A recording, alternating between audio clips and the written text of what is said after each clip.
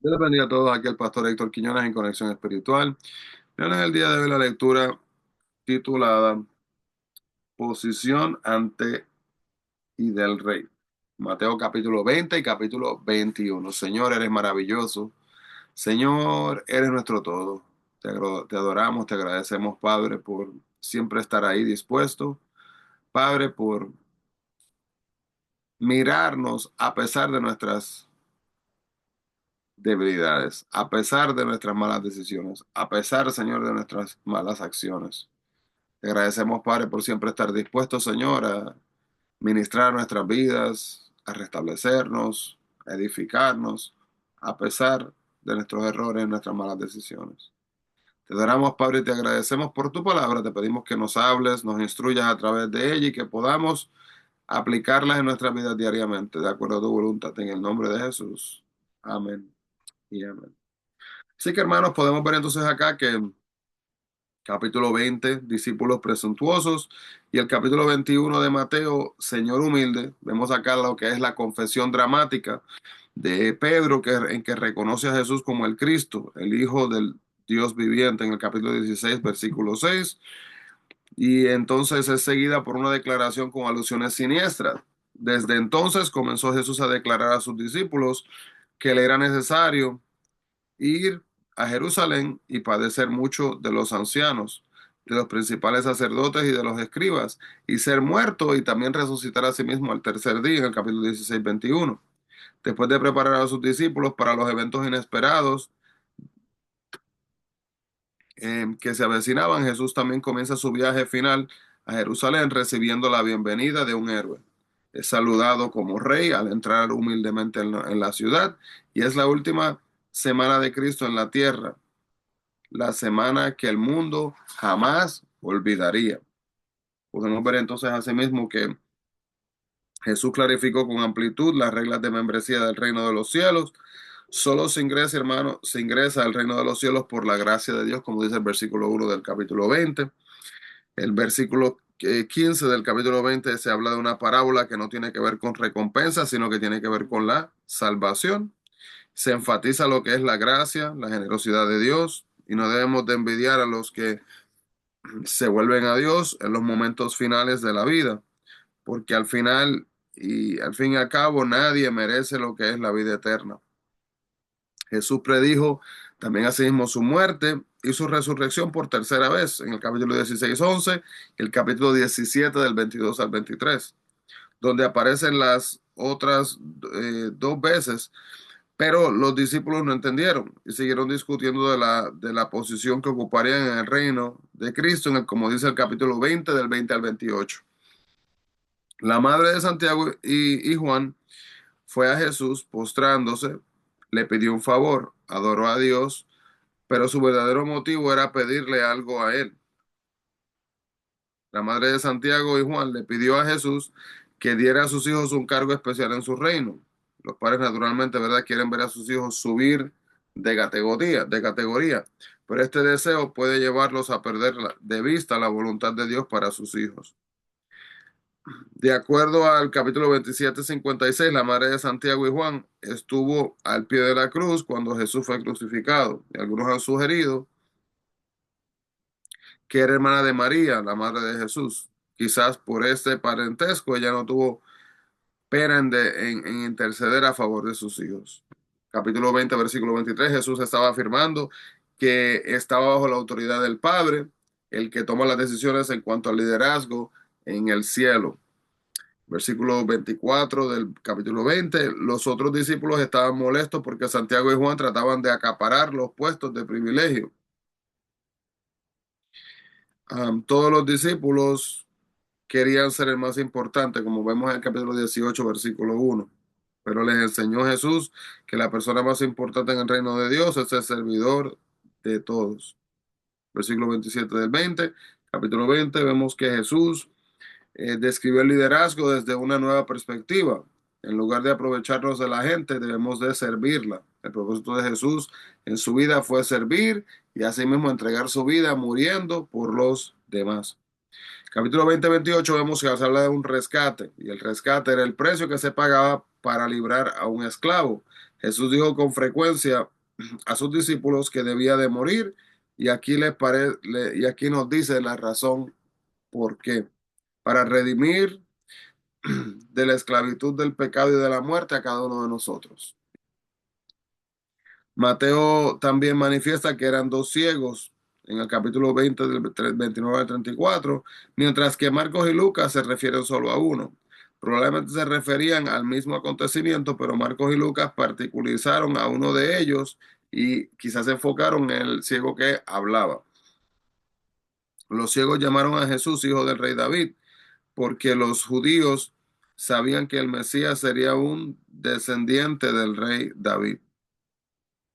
A pesar de que Jesús estaba preocupado por los acontecimientos que se avecinaban en Jerusalén, al detenerse a ayudar a aquellos ciegos, puso en práctica lo que había dicho a sus discípulos acerca de lo que era el servicio en el capítulo 20, versículo 28. El capítulo 21, del 2 al 5, nos muestra cuando Mateo cita una asna y un pollino, mientras que los otros evangelios se refieren solamente al pollino. Era el mismo acontecimiento, pero Mateo señala la profecía que es mostrada en Zacarías capítulo 9, versículo 9, donde un asno y un pollino son mencionados, y muestra la manera que las palabras del profeta se cumplieron por medio de las acciones de Jesús, probando que en realidad él era el Mesías. Capítulo 21, versículo 8. Este es uno de los pocos lugares en los evangelios donde la gloria de Jesús es reconocida en la tierra. Jesús audazmente declara ser rey a y la multitud con júbilo, entonces en este momento lo aclama. Pero esa misma gente cedería a la presión política y lo abandonaría poco después. Estos acontecimientos se celebran el Domingo de Ramos y tristemente, ¿verdad? Que fue un acontecimiento bonito y hermoso, pero cuando vemos a la larga y a la postre fue algo superficial. En el capítulo 21:2, esta fue la segunda vez que Jesús despejó el templo. Como vemos en Juan capítulo 2, 13 al 25, mercaderes y cambistas tenían sus puestos en el atriode, los gentiles en el templo, y lo llenaban de mercadería en lugar de dejarlo para los gentiles que iban a adorar a sí mismo a Dios. Capítulo 21, 19. ¿Por qué entonces es que Jesús, hermanos, maldice a la higuera? No fue un acto apresurado, motivado por la ira, sino una parábola escenificada. Jesús estaba expresando su enojo contra una religión sin sustancia. Así como la higuera tenía buen aspecto de lejos, pero al examinarla de cerca no tenía frutos. El templo impresionaba a primera vista, pero sus sacrificios y otras actividades eran vacíos porque no se ofrecía adoración sincera a sí mismo hacia Dios. A muchos inquietan las afirmaciones de Jesús de que si tenemos fe y no dudamos, podemos mover montañas. Jesús, por supuesto, no estaba sugiriendo a sus discípulos que usaran la oración como magia para mover montañas a sí mismo a su enojo, a su antojo, perdón. Más bien estaba enseñándoles ¿verdad? Con firmeza la falta de la fe que tenían los discípulos y que nosotros tenemos también en nuestras vidas muchas veces. Tener fe, hermano, no significa que vamos a poder conseguir todo lo que querramos, simplemente podemos pedírselo a Dios. En el mundo de Jesús, así como en el mundo nuestro, la gente buscaba la señal exterior de autoridad, educación, título, posición, conexiones. Pero la autoridad de Jesús provenía de su esencia, de lo que era, y no de ningún adomo exterior o superficial que fue obtenido durante su vida. Los fariseos querían saber de dónde tenía Jesús autoridad. Si se decía que de Dios, lo acusaban de blasfemia. Si se decía que actuaba en su propia autoridad, la multitud se convencería de que los fariseos tenían una autoridad superior. Pero Jesús les contestó con una pregunta que parecía no tener nada que ver con el asunto, pero que ponía de manifiesto sus verdades y motivos. Ellos en realidad no querían una respuesta, sino atraparlo. Jesús demostró que los fariseos usaban la verdad solo si apoyaba sus puntos de vista y causas. En Mateo 21, versículo 30, podemos ver que el hijo que dijo que obedecería y no lo hizo representa a Israel en los días de Jesús. Decían que querían hacer la voluntad de Dios, pero con frecuencia desobedecían. Y es bien peligroso fingir obedecer a Dios cuando nuestros corazones están lejos, porque Dios conoce las intenciones de nuestros corazones.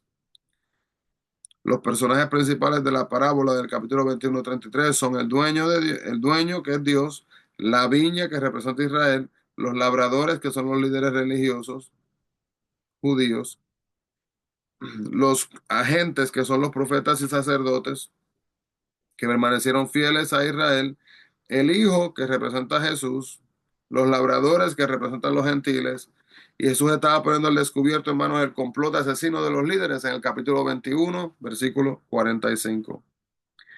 Y en su deseo de alcanzarnos con su amor, Dios envió a su Hijo, su vida perfecta, sus palabras de verdad y su sacrificio, para que asimismo, ¿verdad?, pudiéramos verle, conocerle y asimismo seguirle.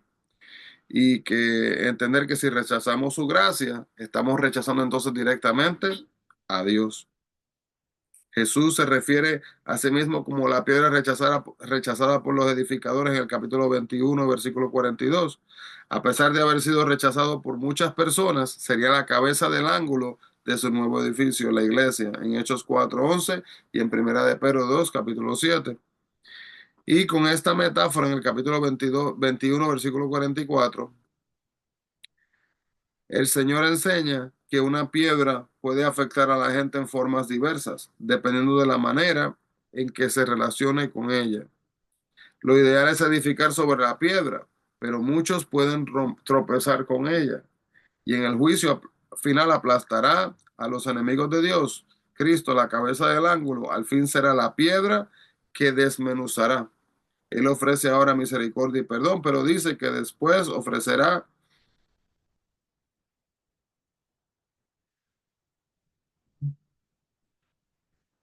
De igual manera, hermanos, después, ¿verdad?